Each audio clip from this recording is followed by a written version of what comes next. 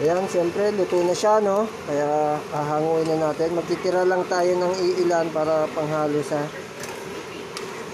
munggo.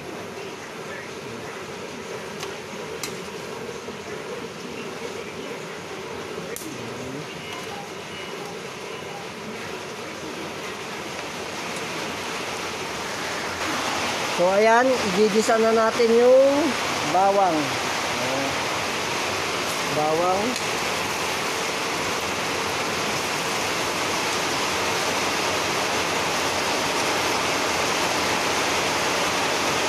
Bawang muna tayo, tapos sunod natin yung kamatis.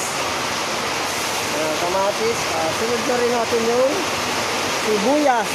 Ayan, gigisa-gisa lang natin siya. Ayan.